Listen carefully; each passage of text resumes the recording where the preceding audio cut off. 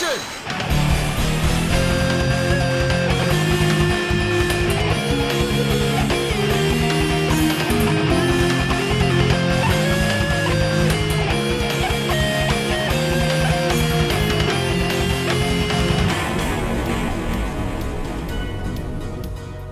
Hello, every pony. I'm MasterCode, your ace analyst, and today we'll be taking a look at issue number 3 of the MLP G5 comics. When we last left Sunny and her friends, it was revealed that Discord was the culprit that stole one of the gems and plans to ensure that magic never returns to Equestria again. So, after this harrowing discovery, the return of an old character, and the level of stakes the world is now faced with, what does this comic focus on?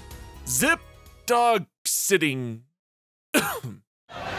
What? Yeah, it's really jarring to go from a storyline about the fate of Equestria's magic versus ensuring Cloudpuff is well fed and groomed. Also, why is the group so casual about all this? The Lord of Chaos is doing his will. Yes, they don't know where he currently is, but sitting around isn't doing much either. Also, another major factor was revealed in the previous adventure. It was the fact that they located the lost ruins of Canterlot. This is huge! It's almost, if not as big as magic returning to Equestria. Are they not going to tell any pony about this? The home of the former rulers of Equestria, Twilight Sparkle, Princess Celestia, and Luna? That would be pretty big news! And I would imagine it would be top priority in preserving the city. It's not like the rest of the group is busy, as, like I said, literally all Sunny, Pip, and Izzy are doing is playing cards. And they're not even doing it on motorcycles. Card games on motorcycles! There's no inherent risk of revealing the city to the masses, as any important artifacts would have probably been picked clean from the city by now, and doing everything possible to save what remains would seem like something Sunny would especially want to preserve with her fondness for the days of old. Maybe this will be addressed in a later issue, hopefully,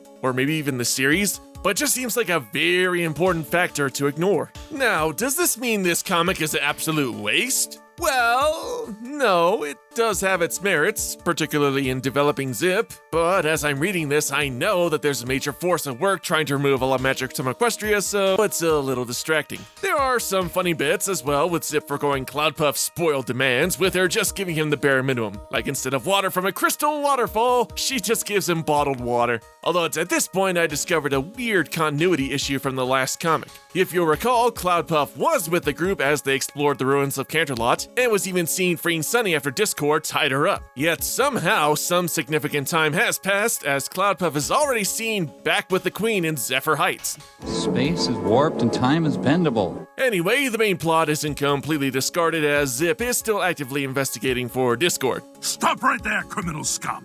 Well, it's not Discord, but something just as equally terrifying. A furry! And to make matters worse, Cloudpuff is gone! Wilson! My name is Voight, dumbass. One of the few elements that G5 is executing rather well for the most part is the plotline for Zip becoming a future ruler. With it being introduced in Make Your Mark, she was the most proactive in solving the magic glitch issue, although up until this point, Zip has been treating this eventuality as a minor burden or annoyance that doesn't really mean anything to her. In this comic, however, this is really the first time Zip is acknowledging her future role seriously. With the disappearance of Cloudpuff, it's finally sinking in that becoming queen is going to happen. If she can't take care of a dog, how's she gonna rule Zephyr Heights? I really like the way they're developing Zip, slowly exposing her to new leadership conundrums over time and building her skills to become a ruler at her fullest potential, such as her ability to utilize resources by calling in hits to solve this animal-related problem. From this point, it's basically just a montage of the two searching around town for the missing dog, and they do take logical steps to finding him, and there are a couple good funny bits here and there. Eventually, the two find the poof ball, and Zip reconciles with him. And it does come off as genuine, as she's not just doing this so she won't get in trouble, but legit caring about his well-being. They then return home, and all is well. In the end, this issue was okay. As for the actual story itself, I wasn't bored or hated anything that transpired in the comic itself, but still, it was nowhere near the hype or intrigue of the previous two issues. But as a simple slice of life, it was executed relatively fine. Again, it's just going from this epic story bringing back an old character with some interesting motivations to prevent magic from returning to Equestria to a dog-sitting tale. Otherwise, the dialogue is decent, the art is okay, and there are a few good funny bits here and there, and we got some good development for Zip.